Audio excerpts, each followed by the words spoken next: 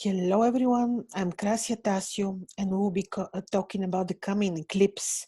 The eclipse, the lunar eclipse, which is a result of the opposition between the sun and the moon, and it's happening on the 4th, 5th of July.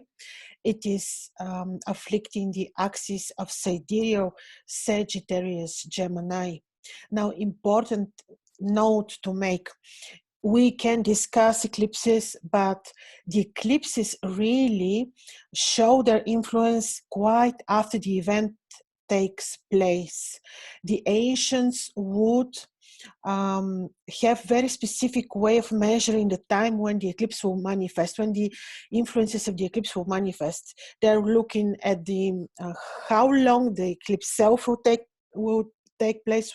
Also, they would look at the so-called watches, and depending on which watch the eclipse, because they would divide the day and the night into equal parts, which they would call watches, and depending on which watch the eclipse occupies, we see how long the influences of the eclipse will take place. Now, it is also very difficult to see exactly which eclipse influences the year, very particularly because this year we have 6 eclipses, and in addition the year is the so-called leap year, which makes the year more complex than the other years. This is because since very ancient times, we would look at the calendar from ideal perspective. Actually, in Mesopotamia, they would have lists of ideal calendar, ideal year, ideal month, and all would depend on the Babylonian mathematics, ciphers, figures, how many days the month will be, how many months the year would have, and when there is a deviation from the expected prolongation of a month or a year, then of course this would be considered ominous. It is ominous. Every single event which deviates from the accepted normal is ominous. For example, if we accept as ideal figure 30, like prolongation of the normal lunar month, but when the month ends at day 29, the ancient would consider this problematic. This would result in some difficult events. So is the situation with this year in general, which is different than the usual years because it's a leap year. In addition, you have 6 eclipses instead of the maximum eclipses that we can have per year is 7, and from 2 to 7, and you can imagine that how difficult year with 6 eclipses can be. We already experienced this, so I'm not telling you any surprising news. I will share my screen in a second. We'll be looking at the horoscope of the eclipse, but keep in mind, whatever we discuss is visible, of course, in the chart. We'll be using ancient Babylonian techniques, but keep in mind the real manifestation of what the eclipse is promising, is bringing, is encoding, is taking place way after the eclipse. It could be especially this eclipse, which is happening in particular watch, can show up like 10 months and 10 days, approximately 1 year after the event takes place. And when we have so many eclipses which are piling up energies, we will be having complex energies already expected in the year to come, to be seen in the year 2021. So this is a lunar eclipse. It is considered more difficult than the solar eclipse. The lunar eclipses are happening a bit less often than the lunar eclipses are happening a bit less often than the solar eclipse, but they are more visible. We do not need to look at the astronomical websites to see which places the eclipse will pass, which places the shadow of the eclipse will cover. The lunar eclipses are most often visible through the whole world. So will be the case with this particular eclipse. It will be seen almost from every point of the world. It will be seen in Europe partially, North America, Africa, literally from everywhere. It will be influencing the world. We shouldn't be scared at all, though, because this is nothing new. Eclipses, like you know, happen every year, from 2 to 7 per year.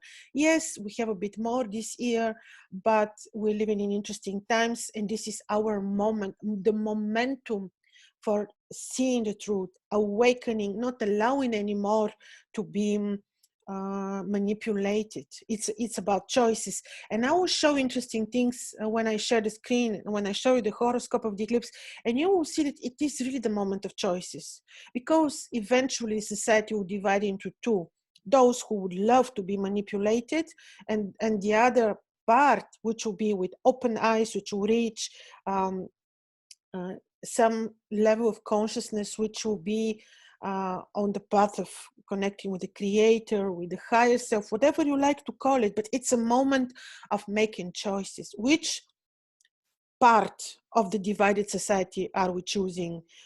The manipulated one or the awakened one? When you're awakened, you're choosing a reality which you have more power upon. We choose a reality which we can uh, participate in, like together with the creator. So it's very important to make choices now, today, not tomorrow, because of the nature of the year, because of the complicated conjunction, which are all meant, allowed by the creator, to provoke finally the awakening of the humanity.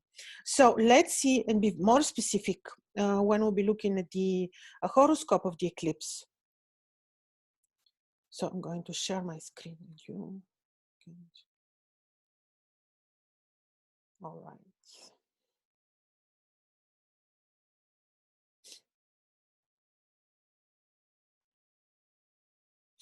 All right, just go to the last slide was about this eclipse, excuse me. Yeah, all right. So this is the horoscope of, let me make it bigger. Hope you see well. So this is the horoscope of the eclipse. Now, just 2-3 words which you do not see immediately in the horoscope of the eclipse, which are coming from the lonely ancient Babylon. And it is about the watch of the eclipse. The eclipse is happening in such watch, like I told you, it's a division of time in Babylon, and this watch is happening. Is happening to show that the eclipse is not going to take, the influences are not going to be felt instantly. What we're experiencing now is more of an influence of previous eclipses, of the heavy conjunctions of, for example, Saturn, Pluto, Saturn, Mars. That is why we're living in complicated times. Also, yes, indeed, some of the influences, like in terms of natural events, like overfloatings, such events we may experience soon enough, but the real mundane level, like influence on humanity, it will be felt a bit later. So the Babylonians, I have such webinar, but I would just very briefly tell you, the Babylonians would look at the eclipses also the way the moon is being, from which part the moon is being darkened, the color of the moon. Now we do not know yet, because we need to sit and witness the eclipse. We do not know yet from which part the moon will be darkened first. This is very important, and this is information which we'll receive after the eclipse, which will determine which countries will be eclipsed or darkened or afflicted the most. But what we know already is are some other factors related to the lunar day where the eclipse is happening. This is the 13th lunar day, and related also to the lunar month. And both are pointing towards two very important world mundane directions, and this is Russia and Europe. There will be quite a lot influenced by this eclipse, and so happened also by the eclipses in December, and you could see how difficult the situation in Europe became. Now the eclipse will be influencing those parts of the world where technically, literally, the eclipse is passing through the shadow. So this is almost all the whole world, but very much Europe and Russia in a way of bringing difficulties and some natural disasters, and also human protests, wave of human rebellious actions, and so on. A possible enforcement of power. Now, what is here very interesting is you can see that this is the horoscope of the eclipse. So the sun is in the 19 degrees of sidereal Gemini, and this is conjoined the star of Sirius. Very, very, very important star, which is spiritual, which is known to be occupied by high hierarchies of spiritual divinities. This is the star which is considered by the ancient societies, take the White Brotherhood, as the God's New Year. How is it associated? It is associated with the first heliacal rise of Sirius, which is happening on the 17th or 18th of August. So important is the heliacal rise of this year, so it is called the God's New Year. And people who are following the knowledge and the notion of master beings of the White Brotherhood know this, and they are welcoming the rise of Sirius, which is important for the whole humanity. And look what is happening. This axis is eclipsed here, and in particular, the sun is conjoined Sirius. So what is this? It's about choices. Not without a reason, this axis is afflicted. Another thing is the moon is conjoined the nebula. What is nebula is darkening. It's a cloud of Sagittarius. And we have the very important axis of Sagittarius Gemini to be the axis of related to the Milky Way, and also axis which is called tropical in ancient astrology, because here you have the summer solstice and here you have the winter solstice. Tropical axis, super important, affecting first the star of Sirius. And you know, the master being Sadhunu is saying there are three things which we need to witness in our lifetime. The first one, if we want to understand beauty and love, is to welcome the first heliacal visibility of Venus. The second one, if we want to understand truth, we need to witness and see the first heliacal rise of Sirius. And if you want to understand wisdom, we need to welcome the sun. So these are the three things which each one of us need to do in this lifetime. So see how important it is. We're talking about a trinity of importance, which is going to be emphasized during this eclipse, and which will not be felt right now in this very moment, but which will have delayed effect for good, because eventually everyone finally should wake up. Yes, this will bring some difficult events, which will lead to the awakening. And yes, the whole world will be influenced, very much Europe and Russia, through world events which may not be easy, which may influence people's rebellious actions, governmental imposement of power, because in this very moment you having also the very powerful conjunction between Jupiter and Pluto.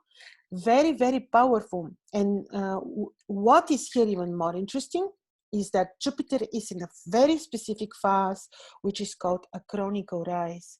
And this specific phase, a chronicle rise, is meaning that Jupiter is like just born. It's like he is imagined so powerful. He sees the sun like God sees God. They look in each other's eyes symbolically. And Jupiter is just born. So he's very powerful. What is Jupiter? Exposing lies, reviewing truth, bringing up justice and truth. Jupiter is the planet of truth. His color among the other colors is also blue. And with Pluto, Pluto is what? The secretive actions, manipulative influences of governments, and so on and so on. And all this, in this very moment, is receiving the square of Mars. And you're having a big square on the sky, a so-called T-square. So Mars will be having his very explosive influences, but again, everything is leading towards only one direction, which is awakening people seeing the truth. And this is what is happening. Well, Mars is not going to sit quiet. He may create some, he may be reason behind people's protests, some possible violence, overfloatings. Mars is unpredictable. I do not know who can really say for sure what Mars can do, because in ancient Babylon, he was called the unpredictable planet. What gives me good hopes is that Jupiter is aspecting, that Jupiter is in powerful position in his own sign and in the heliacal in the phase called acronical rise. What also gives me some good feeling is that, well, the evil will be finally overpowered, is that there is not a square but sextile between the two malefic planets, Saturn and Mars, which is practical. Actually, it can bring practicalities in all senses, like maybe finally arranging the status quo in a better way, also through official hands of governments, because also there is a bisextile. See, Saturn is making sextile to Mars, and Mars is making sextile to Venus, and Venus is in her own beautiful, powerful place, Taurus, in the vicinity of the star Aldebaran. Also, Venus is a morning star, so wise, so lofty, male divinity, so she's very much helping. Also financially, she's not going to lead to disasters. Whatever attempts will be made to lead the economy to disasters, in a way, Venus participates powerfully, Jupiter participates powerfully, and they're the helping hand. So, ladies and gentlemen, do not lose hope at all. Look how the beautifully God is creating, is arranging the sky, because he's the best mathematician. You're having, yes, the heavy T square, and you're having the beautiful bisextile, Mars, Venus, Saturn, Mars. So in the end of the day, this will result in something better organized and good for us. But yes, through certain difficulties that we need to go through, there is no other way, because if everything was perfect, we wouldn't be able to go through awakening, and the soul purpose would then be wouldn't be fulfilled and met. So this is what I wanted to show you. So this was the horoscope of the eclipse. I also looked previously at the horoscope of the United States. Yes, it will affect the whole world. I didn't look at every single country's horoscope, then we could see much more. But the most important here is what is really emphasized on, and this is the fact that the important axis of Sagittarius, Gemini is affected, and this is the axis of the Milky Way. This is the axis of the most powerful star, Sirius. So it will be something not very easy, but it's letting us make the choices whether we will create our own reality of peace, harmony, connection with the Creator, or we will be living in fears, allowing all manipulations to pass, because it is really us who need to create our own reality and choose time zone, if you want, of peace and harmony and connection with the Creator. For this, I would like to say it's really not advisable to look at the eclipses, especially if you're very sensitive, but it is very advisable every morning to welcome the sun, to try to see Venus on the morning sky now visible, or when you can in the evening sky, of course depending on the weather conditions, but usually she's very, very visible. So enjoy the rest of this interesting year without fears. The more connected we are with the Creator, the less fears do not exist with the Creator. So well, have a good week, and your comments are welcome. Thank you.